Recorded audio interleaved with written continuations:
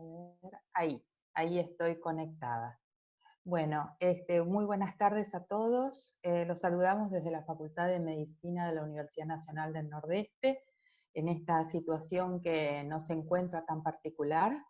Y hoy particularmente nos vamos a referir a comunicación de riesgo desde el punto de vista de la relevancia de la participación del público en la comunicación de riesgos ante eventos de salud pública. Vamos a darlo en dos partes, esta es la primera parte, y para esta ocasión particular nos vamos a referir a poder reconocer el impacto que tienen ciertos eventos, distintos eventos y fenómenos sobre la salud de la población, analizar la percepción de riesgo de las personas, los factores que se asocian a esa percepción, describir aspectos generales de la comunicación de riesgos de interés para la interacción con la población. Eugenia ya estuvo hablando de comunicación de riesgos y yo lo voy a tomar desde un punto de vista aplicado a la comunicación en sí con las personas. Nosotros tenemos múltiples eventos que pueden generar situaciones de emergencia en la vida cotidiana.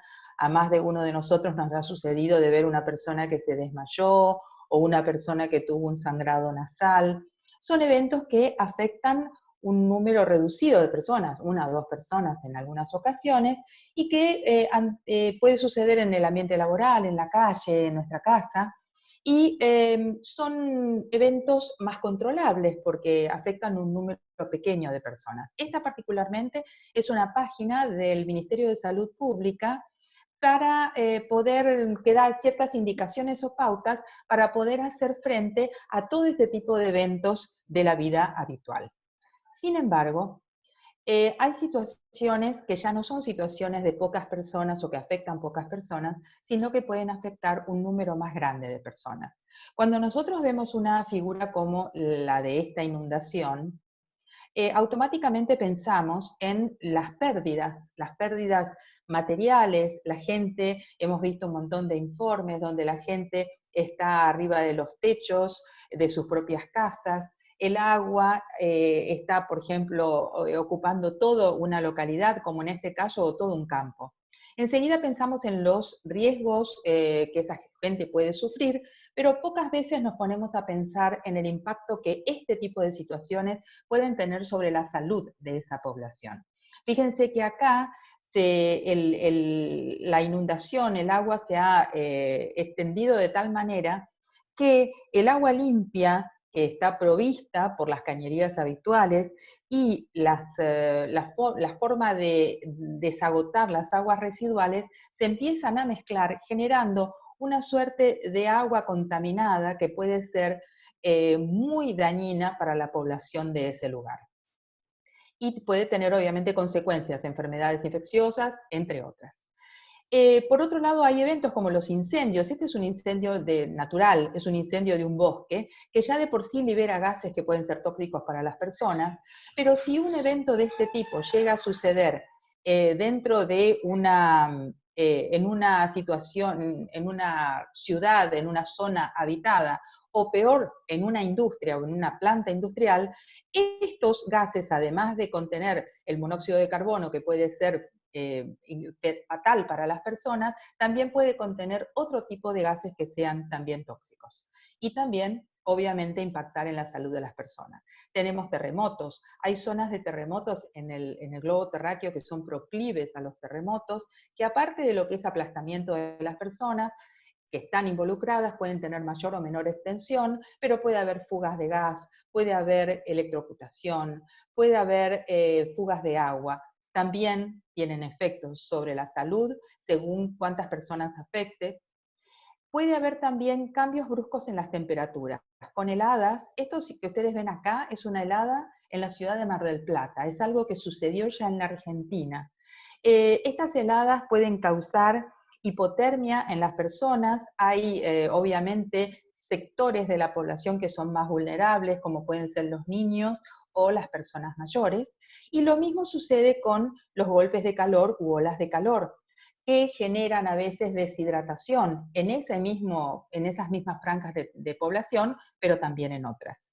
Todo esto tiene son eventos que pueden suceder por el clima o por las condiciones de la región, pero también hay otras que pueden suceder por las enfermedades. Hay patologías que se transmiten de persona a persona o a través de vectores y que pueden causar epidemias, brotes epidémicos o pandemias.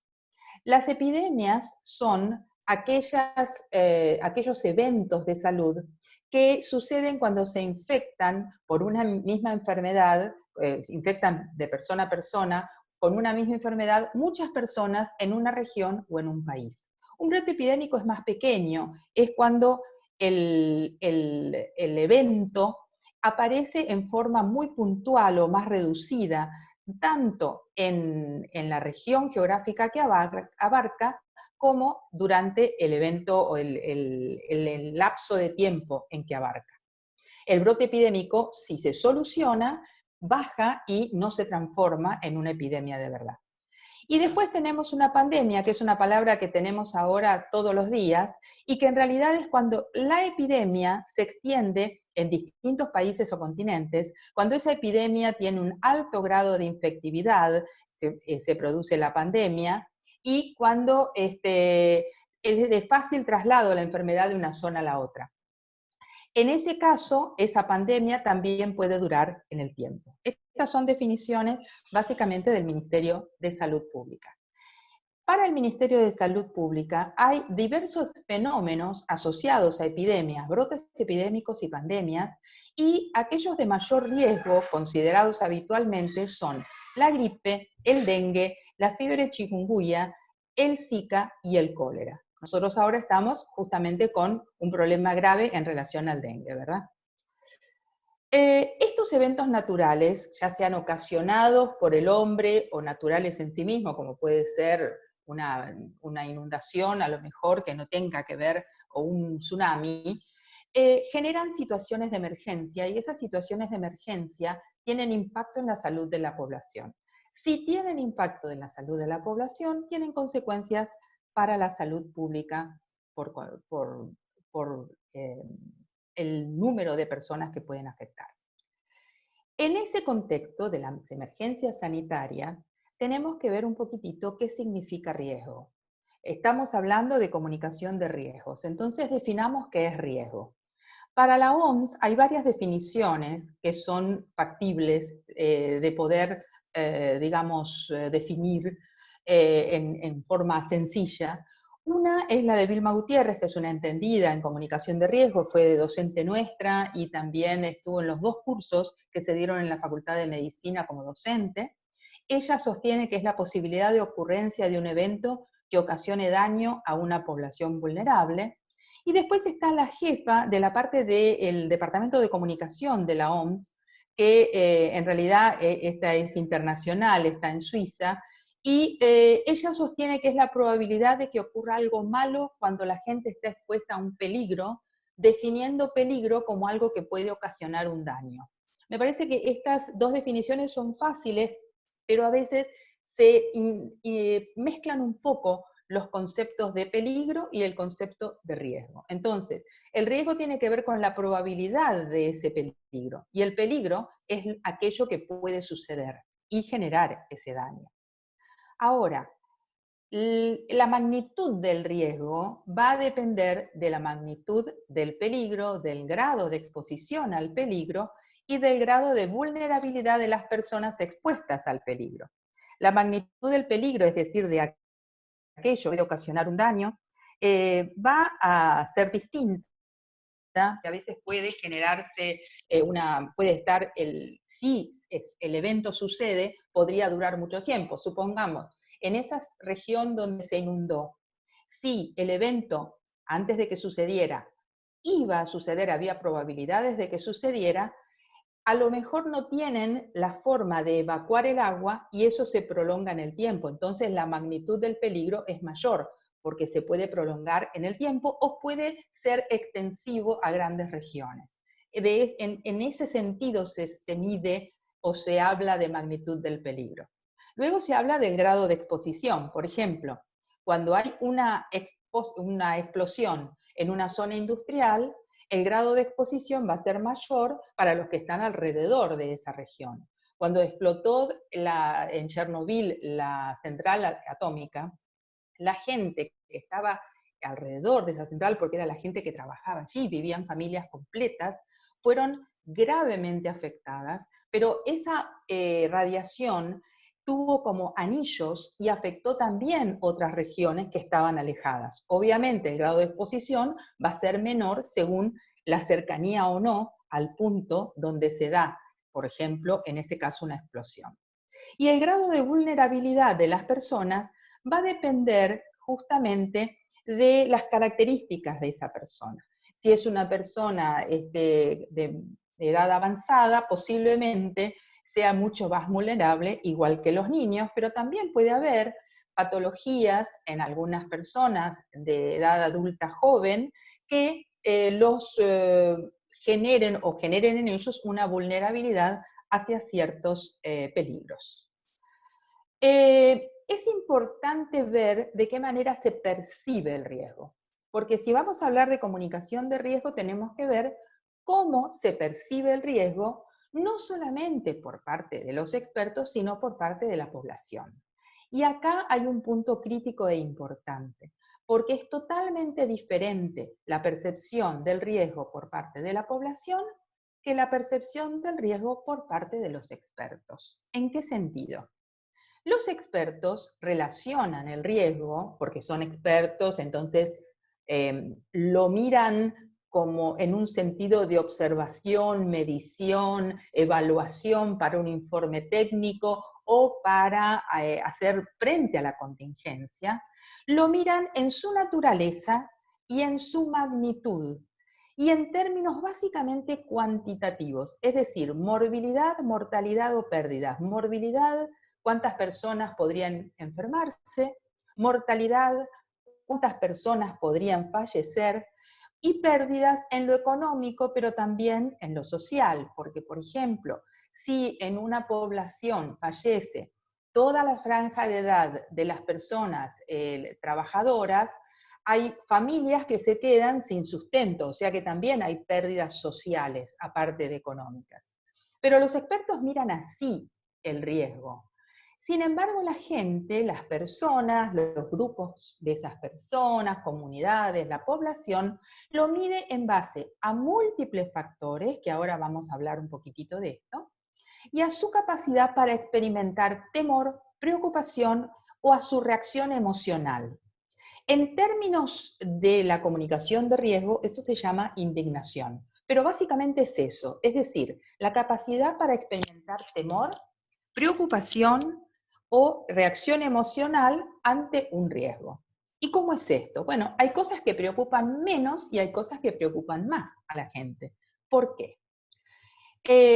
Esa población se siente en riesgo para su salud ante un evento posible o ante un evento que ya sucedió. ¿Cómo lo percibe?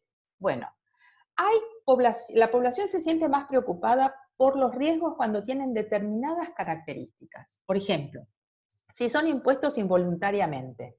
Por ejemplo, un plan de inmunización obligatorio está impuesto por el Estado involuntariamente y justamente por este tipo de preocupación, hoy tenemos en el mundo un gran movimiento antivacuna, pero está impuesto involuntariamente, pero es necesario para evitar enfermedades, ¿verdad? Cuando los riesgos, por ejemplo, no son familiares, son desconocidos, una nueva enfermedad, una nueva droga, que es lo que está pasando ahora. Cuando son incontrolables o son injustos en su distribución, o la relación beneficios y daños están injustamente distribuidos entre grupos. Por ejemplo, cuando afecta a niños o afecta a mujeres o afecta a gente mayor y no otros grupos. Eso le preocupa porque le preocupa a uno su hijo, su madre. También cuando hay peligros para niños o generaciones futuras. Por ejemplo, si hay una radiación que se puede liberar de una planta nuclear y eso puede causar infertilidad, eso preocupa a la gente. Es algo que le llama la atención.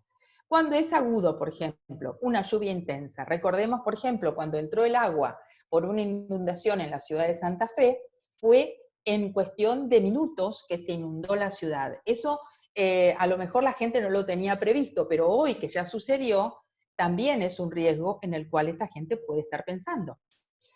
También puede suceder que haya consecuencias catastróficas. Si esos riesgos tienen consecuencias catastróficas o potencialmente fatales, es decir, pueden causar discapacidad, pueden producir grandes pérdidas, pueden llevar a la muerte, eso preocupa a la población. Si son invisibles o indetectables, los gérmenes. Nosotros hoy por hoy tenemos una enfermedad que se está transmitiendo de persona a persona y que se transmite por algo indetectable, que son las gotitas de flush, por ejemplo. Entonces, eso o la radiación de Chernobyl, que no se ve, son invisibles, indetectables y preocupan. Nosotros, no, por ejemplo, cuando tenemos conexiones de gas, el gas no tiene olor, sería indetectable. Le ponen un olor específico para que nosotros podamos detectar si hay alguna pérdida para poder solucionarlo. Bueno, convierten eso indetectable en detectable para, digamos, aumentar las probabilidades de hacer frente a eso. Cuando está controlado por otros, por ejemplo, la contaminación del agua. Hay regiones enteras en la Argentina donde hay contaminación de agua, por ejemplo, por las grandes explotaciones mineras, y hay poblaciones afectadas hoy por hoy que utilizaban el agua para cultivos y ya no la pueden utilizar más. Eso preocupa a la población porque era su modo de vida y por el agua que está controlado por otros, ellos no pueden realizar o no pueden tener el sustento que habitualmente tenían en años anteriores. La focalización del tiempo y del espacio y cuando son poco comprendidos, que podía ser, por ejemplo, en el caso de la inundación, lo que pasó en Santa Fe, o en lluvias copiosas que de pronto inunden una ciudad. Todos estos son riesgos que preocupan a la población, los perciben como algo realmente preocupante. Sin embargo, hay otros muchos que a lo mejor son igual de importantes, pero la población se preocupa menos por ellos. Por ejemplo, cuando son voluntarios controlables.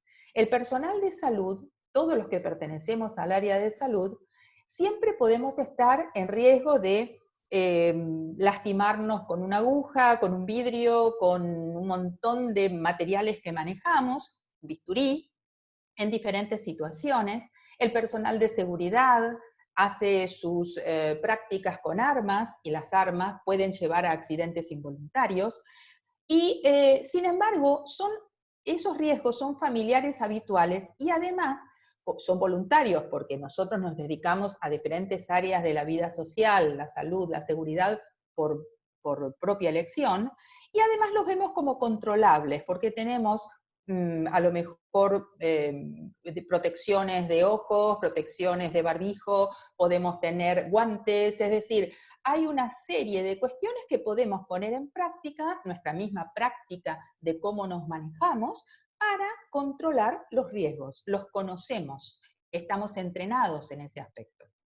También están áreas, por ejemplo, cuestiones que sean controladas por las mismas personas, como en el caso este que mencionábamos, pero también áreas, por ejemplo, de terremotos, donde la gente vive en áreas de terremotos, pero tienen construcciones especiales, no son las construcciones de nuestras casas, sino que tienen ya previsto cierta elasticidad en sus edificios para controlar cuando el terremoto viene y que no haga tanto daño. Cuando son justos en riesgos y beneficios, por ejemplo, la cercanía a una planta industrial. Si nosotros estamos cerca de una planta industrial y esa planta industrial le da trabajo a todo un grupo de personas, es un equilibrio entre los riesgos y los beneficios, porque sabemos que no es lo mismo vivir en un área alejada que en un área cercana. Pero estar cerca genera trabajo, por ejemplo, y genera un desarrollo en un área particular. Entonces, eso hace que se minimice la preocupación de la población. Por otro lado, hay algunas cuestiones que son crónicas o difusas. Esa planta industrial posiblemente esté liberando alguna de esas industrias, algunos contaminantes que nosotros, si vivimos en esa zona, vemos como que el aire se los lleva, como que si son de gases no es tan malo para nosotros. Entonces se minimiza, se lo ve como algo difuso, algo crónico, porque se da en el tiempo, pero va desapareciendo, y no lo generamos, no lo relacionamos como algo fatal. Entonces, esto preocupa menos a las personas. ¿Son menos preocupantes estos riesgos? No. El problema es cómo lo percibe la gente. Y esa percepción por parte de la población va a depender de factores culturales, patrones culturales. Por ejemplo, si la gente vive en una determinada zona cerca de un volcán y ha vivido toda su familia, el volcán de alguna manera forma parte de su vida y no lo ven como algo tan riesgoso. Puede haber alguna falta de lógica cuando uno trata este tipo de temas, pero forma parte de esa falta de lógica, tiene que haber a veces, porque esta percepción está influenciada también por las emociones. A veces no es lógica pura, no se puede aplicar la lógica pura cuando uno está de alguna manera vinculado a una región donde vive, a un trabajo que le da su sustento, ¿verdad? Normalmente es difícil la expresión. Esta expresión verbal dificultosa es un punto muy importante a tomar en cuenta, porque a veces las personas no expresan lo que piensan de un tema, pero sí lo demuestran en su comportamiento. Entonces, a veces el comportamiento nos dice más que lo que la misma persona nos puede contar. Esa percepción por parte de las personas va a depender de la edad. La edad es muy variable porque a veces las personas jóvenes por su misma juventud parece que nada los afecta, pero las personas grandes dicen que han vivido de todo y tampoco los afecta. Entonces es muy variable el tema de la edad. El estado de salud, evidentemente un estado de salud muy bueno genera que uno piense que puede salir de cualquier situación de peligro con facilidad. Cuando uno tiene algún tipo de dificultad, algún tipo de discapacidad, la situación se percibe de otra manera. La situación social o económica. Si bien la situación económica puede ayudar a las personas a salir de una región y a generar mecanismos para la salida, la situación social a veces genera mejores salidas en el sentido que ante un peligro, evidentemente siempre se va a optar por sacar primero a los niños, sacar primero a un mandatario, si fuese, por ejemplo, que estalla algo en un acto público. Entonces, bueno, este tipo de cuestiones tienen que ver con eso. Y después están las creencias y las concepciones. Las creencias religiosas o filosóficas acerca de la vida y acerca de sí mismo, las concepciones acerca de que ese peligro sea o no sea realmente algo que lo pueda llevar a uno a una situación incontrolable. Entonces, todas estas percepciones hacen que sean variables entre personas y entre grupos de la población. A veces estas percepciones uno las puede ver diferentes en la misma familia de uno, que los hijos reaccionen de una manera y uno reacciona de otra. Bueno, ese es el desafío de la comunicación de riesgo. Entonces, la comunicación de riesgos, por definición, como ya lo dijo Eugenia en su presentación, es un intercambio de información en tiempo real sobre orientaciones y opiniones entre expertos y personas que se encuentran frente a una amenaza para su vida, su salud, su bienestar económico o social. Acá es importante recalcar lo de intercambio. ¿Por qué intercambio? Porque así como los expertos tienen conceptualizaciones o conceptos o experticia para poder generar orientaciones y opiniones, las personas que están involucradas también. Y si no escuchamos a las personas que están involucradas y que son las que nos van a decir qué es lo que se vive en esa situación, el experto tiene pocas armas para evaluar. O sea que este intercambio es fundamental, tanto de orientaciones como de opiniones entre expertos y personas. Y ese intercambio se da ¿con qué fin? Básicamente el objetivo fundamental de la comunicación de riesgo es hacer posible que esas personas que se encuentran en esta situación de riesgo puedan tomar decisiones informadas que les permita mitigar los efectos de la amenaza, adoptar medidas de prevención y protección ante un evento como puede ser, por ejemplo, un brote epidémico. o en este caso una pandemia. Entonces, puedan estas personas que dan su información, porque son los que viven y los que están más en contacto con ese riesgo, puedan tomar decisiones informadas en ese intercambio con los expertos.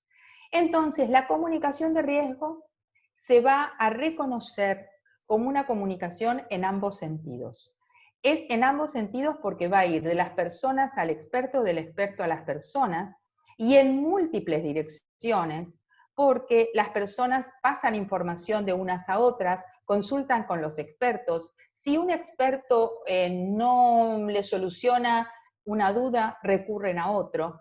Lo importante acá es que haya una cuestión de dinámica, que haya un compromiso tanto de las personas como los expertos con la cuestión a solucionar, y que de esa manera se permita tomar decisiones adecuadas. Como conclusión, quiero que quede, digamos, como pequeña conclusión, el hecho de que los eventos que parecen ser a veces solamente económicos o sociales, tienen impacto sobre la salud pública. Que veamos también la faceta de salud pública de esos eventos. Que una enfermedad infecciosa puede causar un brote epidémico, una epidemia o una pandemia, y eso va a depender del número de personas que están afectadas y del área en el cual se extiende, y obviamente también eso va a manejarse por duración, cuánto dura todo el efecto. Hay múltiples factores que influyen en la forma en que las personas perciben el riesgo para su salud, múltiples, culturales, de edad, de estado de salud, como ya mencionamos, y la percepción del riesgo es variable entre esas personas, entre sí y respecto a los expertos, que es el gran desafío que tenemos. Por otro lado, en la comunicación de riesgo implica un intercambio de información multidireccional, multidireccional y comprometido entre las personas y los expertos.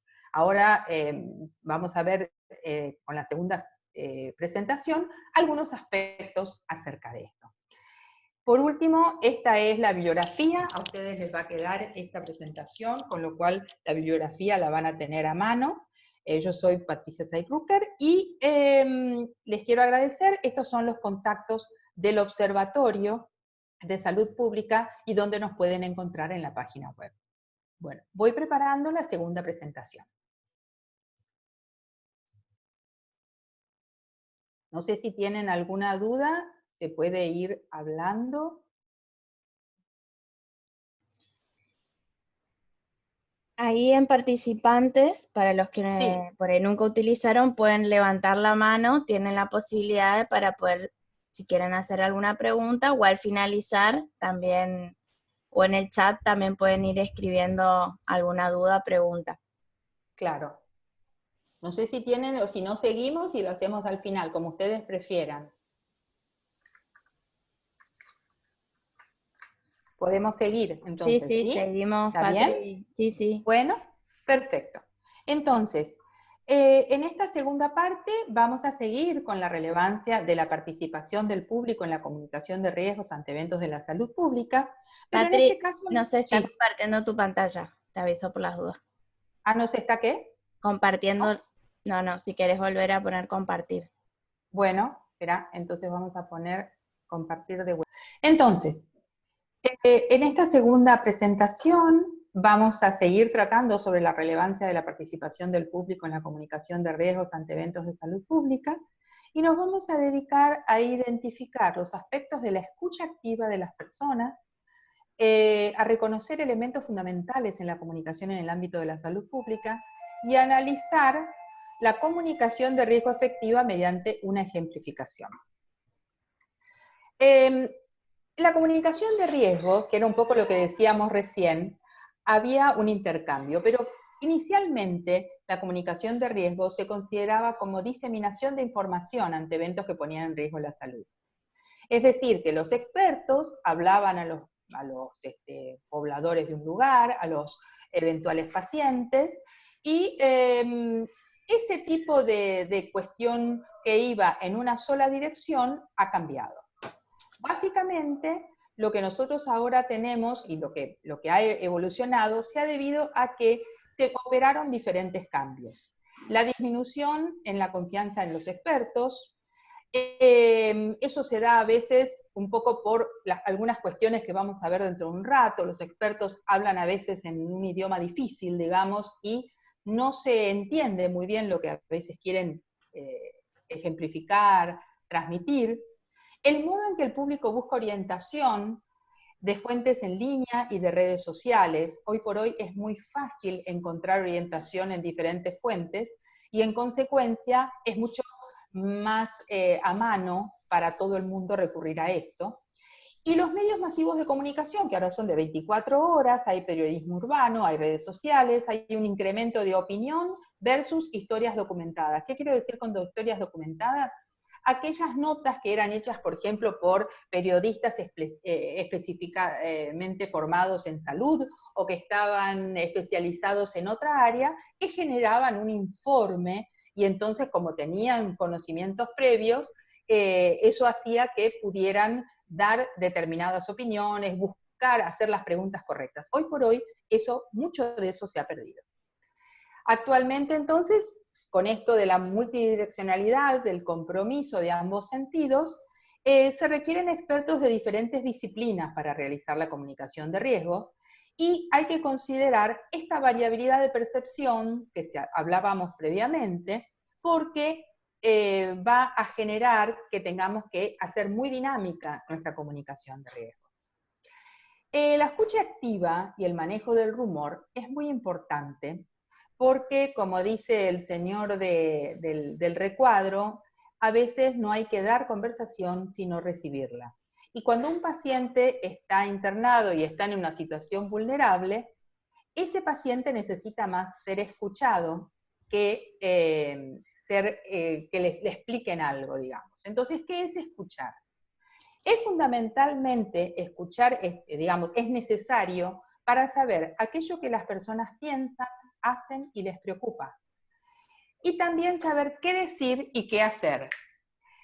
Entonces, la importancia de escuchar a las personas durante una emergencia en salud pública tiene que ver con escuchar a las personas que están afectadas e involucradas. Y es una parte integral de la comunicación para que ésta sea eficaz en el evento. Permite que los equipos de respuesta puedan conocer aquello que entienden o cómo reaccionan las personas, las poblaciones y las organizaciones ante la emergencia. Organizaciones que pueden ser organizaciones barriales u otro tipo de organizaciones.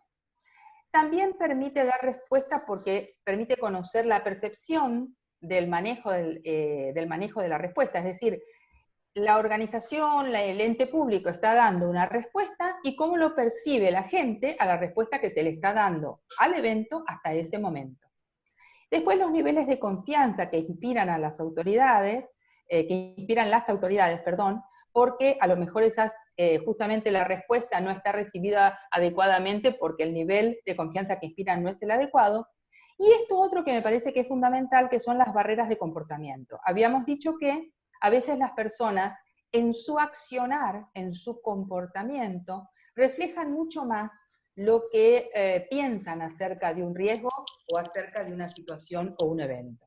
Entonces, esas barreras de comportamiento pueden ser sociales, culturales, económicas, políticas, y se pueden evitar la adopción de medidas sanitarias necesarias, porque la persona, uno le da a lo mejor una indicación, pero como ella tiene culturalmente otro tipo de concepciones, no acata esa indicación, simplemente porque no está de acuerdo a sus patrones culturales, por ejemplo.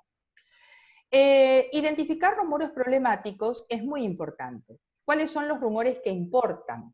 Importan aquellos que dan información errónea, por ejemplo. Que, por ejemplo, en esta pandemia estoy cansada de ver cómo respirar adentro de una olla, cómo tomar no sé qué líquido, o sea, las cuestiones son de lo más variadas. Hay mitos y prácticas nocivas, por ejemplo, prácticas que se creen que son buenas, pero que en realidad hacen mal. Entonces, ese rumor que transmite esa práctica hay que tratar de ubicarlo. La información que representa un riesgo para la salud, porque algunas de esas prácticas pueden llevar, como son nocivas, a un riesgo para la salud pública. Entonces, todas estas cuestiones son importantes. La identificación de rumores problemáticos se divulgan de persona a persona, por medios de comunicación, hoy por hoy por WhatsApp, por las redes sociales, por los blogs, por mensajes de texto, que son los WhatsApp y otros, y es importante tratar de inculcar o de tratar de informar a las personas cuando un blog es o no confiable, de dónde es la información confiable, un poco porque estos rumores se transmiten de esta manera. ¿Cómo se detectan? También se detectan un poco de la misma manera, es decir, a través de mensajes de texto, a través de entrevistas breves, por ejemplo, visitamos un barrio y preguntamos. En ese mismo barrio, personas de las comunidades, líneas directas como el call center, por ejemplo, redes sociales y sitios web. Es decir, tratar de ubicar estos rumores es muy importante. Esos rumores se difunden. ¿Por qué se difunden los rumores? Porque la gente está necesitada de cierta información. Hay eventos, cualquiera de estos eventos, que son importantes para las personas, y las noticias que reciben son ambiguas o no contienen verdadera información, o la información es muy compleja. Entonces, como las personas no reciben la información que pueden entender o que necesitan, recurren a este tipo de rumores y creen en ellos.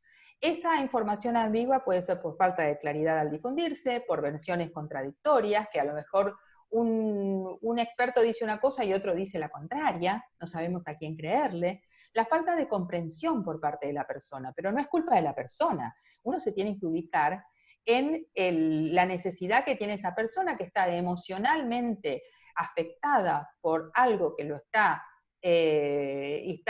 cambiando el curso de su vida, y en consecuencia tenemos que buscar la forma de hacerle llegar la información correcta, pero en términos que se entiendan. Una posible acción ante los rumores es el silencio. El silencio aumenta la ambigüedad y aumenta la confusión. No es una buena práctica. Y negarlo tampoco, porque no lo elimina y lo puede intensificar. Entonces a los rumores hay que hacerles frente. Ese manejo de los rumores necesitan entonces una rápida, digamos, intervención para que la información sea creíble, para que se pueda entender qué es lo que piensa la persona y actuar en consecuencia. Escuchar las inquietudes, mostrar empatía, hacer saber a la comunidad que son parte de la solución. No es que uno viene y les da las soluciones mágicas. Satisfacer las necesidades del público en cuestiones de este tipo de información. Ser transparentes, proporcionar información correcta, poder informar de lo que se está haciendo acerca de cómo solucionar las cuestiones que tienen que ver con el evento, comunicar de manera temprana, focalizar la fuente en el caso de los rumores, o sea, escuchar, responder, actuar.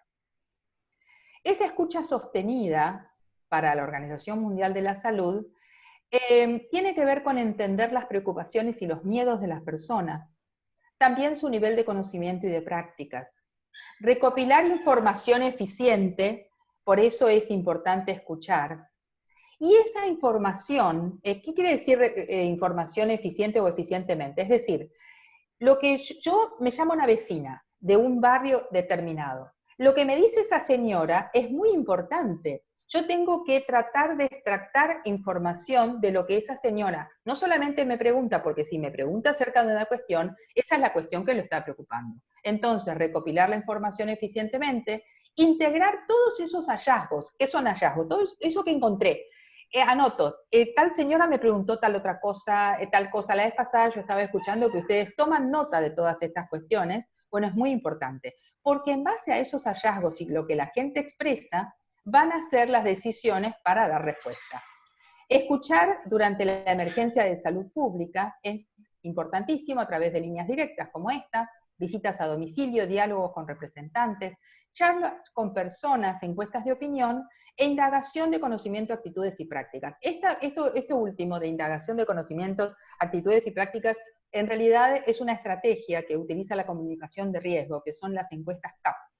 Y son encuestas de investigación corta, solamente justamente para ver cómo son estas prácticas, qué conocen las personas, cuáles son las actitudes que tienen, en una pequeña indagación, como punto de partida para una información de base para poder generar esa comunicación de riesgo. Normalmente esto se hace al principio, pero se pueden repetir.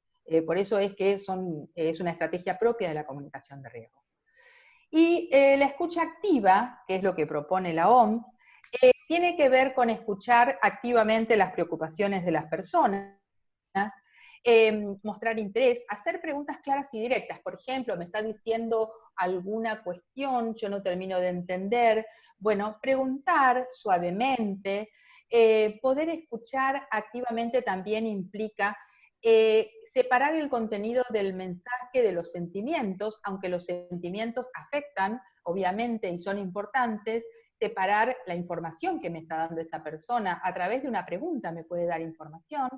Preguntar qué quiso decir para evitar malentendidos y que haya una actitud positiva, una comunicación recíproca, que eso le pueda servir para que ese diálogo sea realmente muy importante, nos dé información a nosotros, pero también solucionemos los problemas de la gente a través de las respuestas que les damos. O sea que primero tenemos que escuchar para poder comunicar. Si no escuchamos, no vamos a poder comunicar nada, porque la gente nos está reflejando lo que está viviendo, y eso es sumamente importante. Los elementos fundamentales de la comunicación en el ámbito de la salud pública son varios, y es importante tener en cuenta porque a veces muchos expertos creen que si son transparentes y exactos, se puede comunicar el riesgo adecuadamente. Sin embargo, aunque la información técnica de hechos, de cifras, de regiones, con mapas, es fundamental para la comunicación de riesgos, no es suficiente.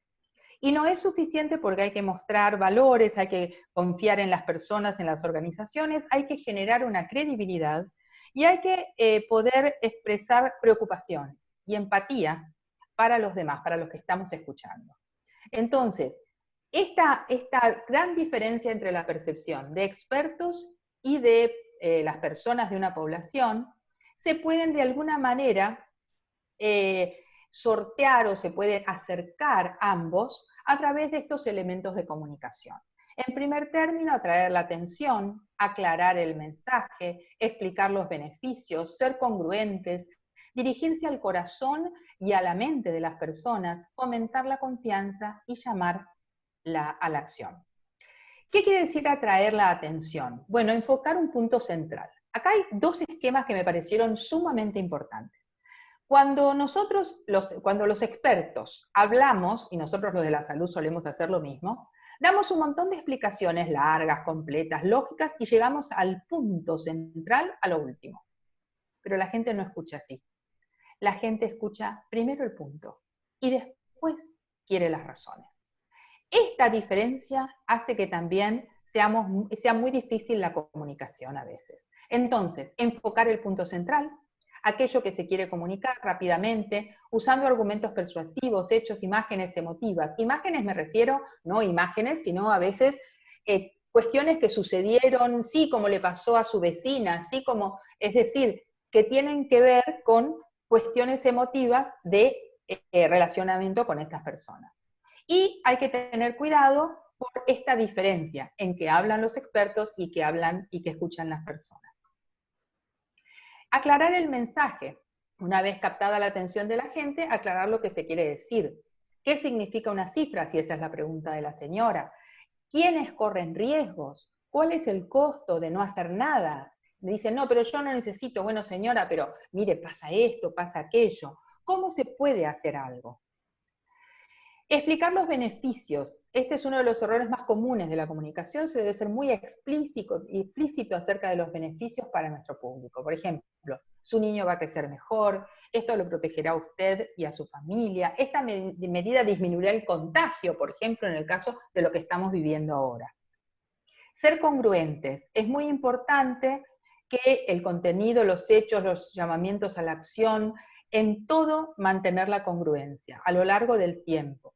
Puede haber cambios en el rumbo de las cuestiones, de las cosas, porque, por ejemplo, a lo mejor Empezamos con una medida de higiene y tenemos que aumentar la medida de higiene o dejar una y tomar otra.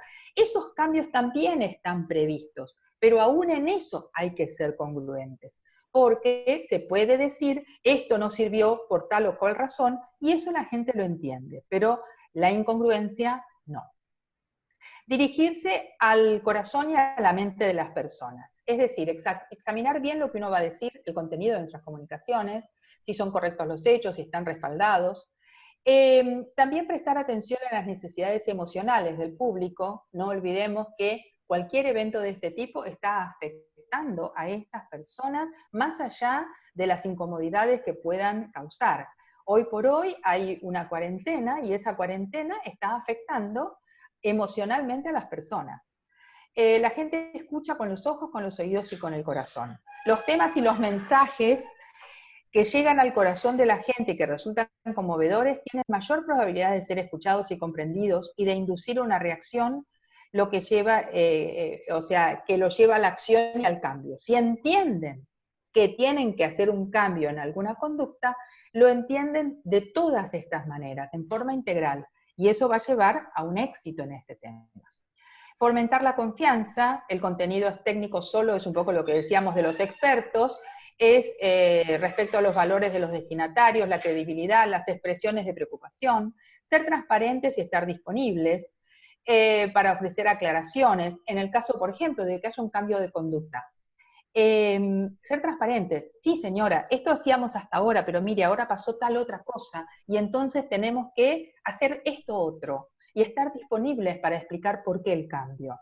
Las expresiones genuinas de preocupación y de empatía, como decíamos anteriormente, eso ayuda a mantener la confianza. Y llamar a la acción. Por ejemplo, que todas las comunicaciones de salud pública deben tener un llamamiento a la acción.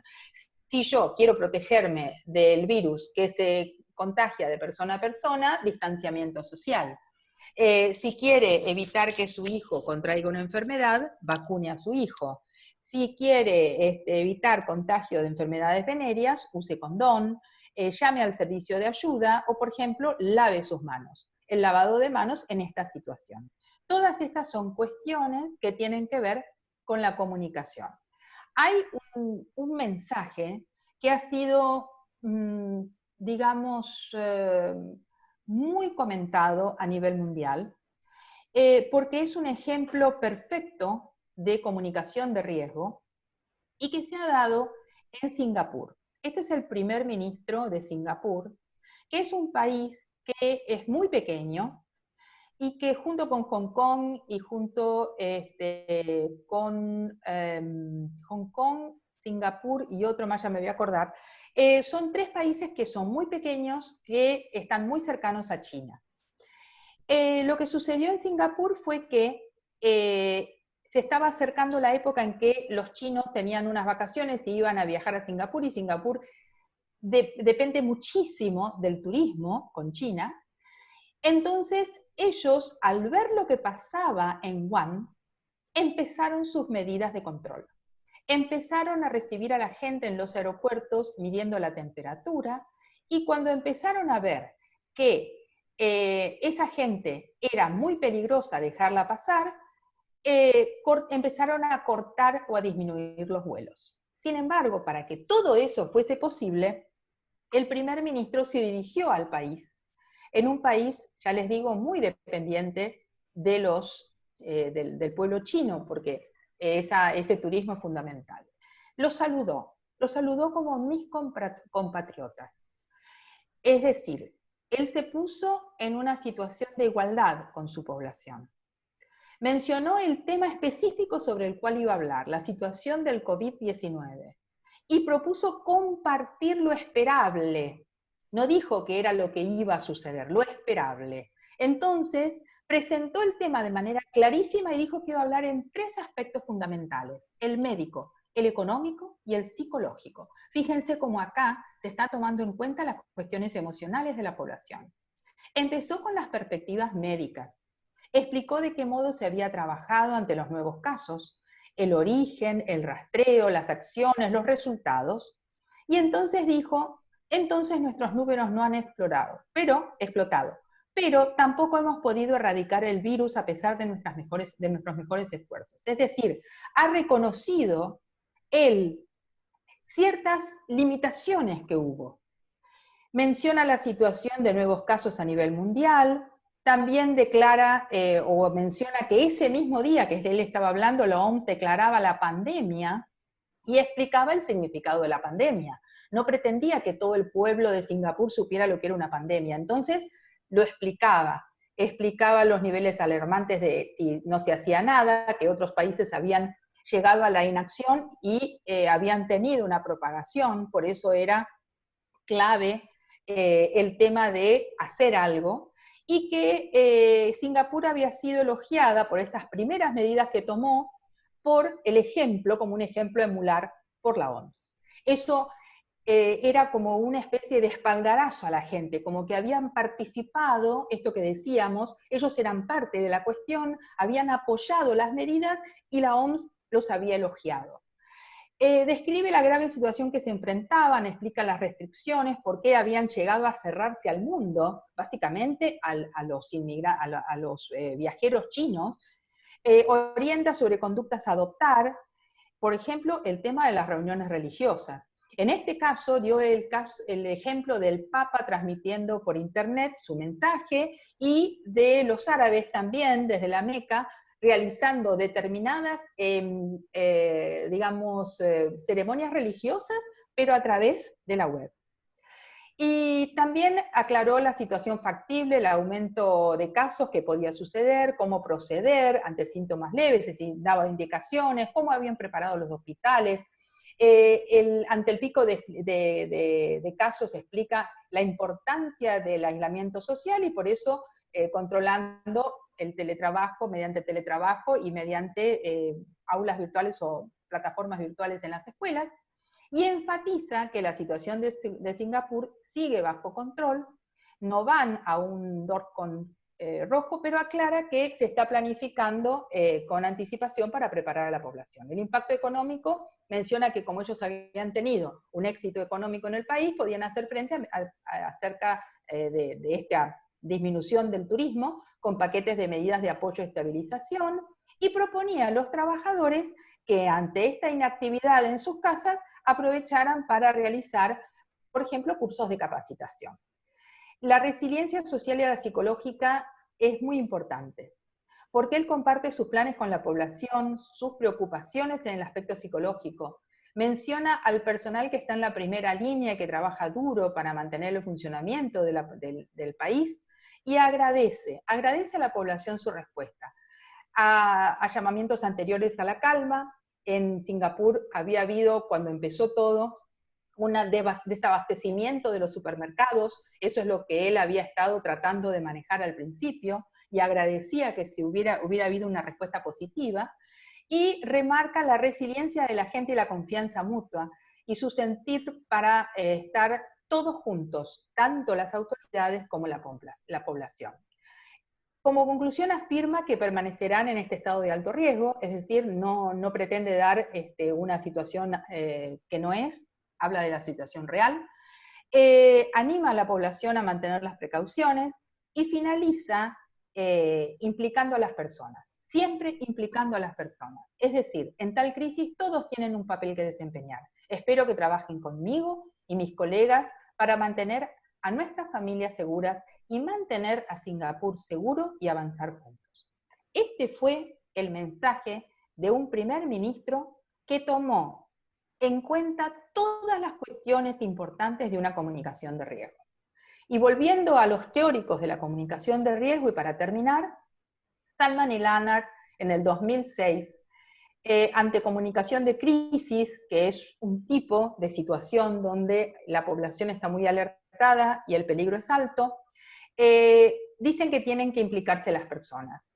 Decirles qué pueden esperar, estar advertidos acerca de lo que pueden esperar ayuda a hacer frente a la crisis, ofrecer cosas para hacer, como ser voluntarios, por ejemplo, de la población, ayudar a mitigar el temor, esto ayuda a mitigar el temor, dejar que elijan sus propias acciones.